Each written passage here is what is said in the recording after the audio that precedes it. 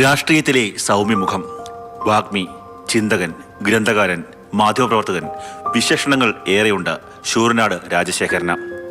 Communist പാരമ്പര്യമുള്ള ശൂരനാട്ടെ മണ്ണിൽ നിന്ന് കോൺഗ്രസിന്റെ തലപ്പത്തെത്തിയ നേതാവ്. ഹൈസ്കൂൾ വിദ്യാഭ്യാസ കാലത്ത് തന്നെ മൂവർണ്ണക്കൊടിക്ക് കീഴിലാണ് തന്റെ തട്ടകമെന്ന് ഉറപ്പിച്ചു. ശാസ്താംകോട്ട ദേവസ്വം ബോർഡ് കോളേജിൽ വിദ്യാർത്ഥിയായിരിക്കെ KSUവിന്റെ നേതൃനിരയിലേക്ക്, കോളേജ് യൂണിയൻ ഭാരവാഹിയിൽ നിന്ന് യൂത്ത് കോൺഗ്രസ് നേതൃത്വത്തിലേക്ക്. ശൂരനാട് രാജശേഖരന്റെ നേതൃപാടവം K. കരുണാകരൻ തിരിച്ചറിഞ്ഞത് രാഷ്ട്രീയ ജീവിതത്തിലെ ട്വിസ്റ്റ്. K. കരുണാകരന്റെ അടുത്ത അനുയായിയായതോടെ ഐ ഗ്രൂപ്പിലെ പ്രധാന നേതാവായി ഉയർന്നു. Kollam DCC president, KPCC general secretary, vice president എന്നീ ചുമതലകൾ വഹിച്ചു. നിലവിൽ വീക്ഷണം പത്രത്തിന്റെ മാനേജിംഗ് എഡിറ്ററാണ്.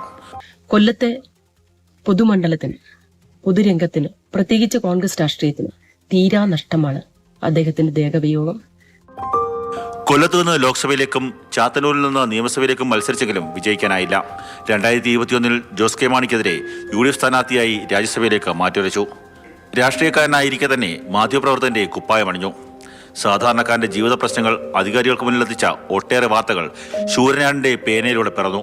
കേരള പത്രപ്രവർത്തക യൂണിയൻ കൊല്ലം ജില്ലാ കമ്മിറ്റി പ്രസിഡന്റായും പ്രവർത്തിച്ചു. 2006 കാലിക്കറ്റ് യൂണിവേഴ്സിറ്റിയിൽ നിന്ന് ഫിലോസഫിയിൽ ഡോക്ടറേറ്റ് നേടിയ ഇദ്ദേഹം ഒട്ടേറെ പുസ്തകങ്ങൾ രചിച്ചിട്ടുണ്ട്.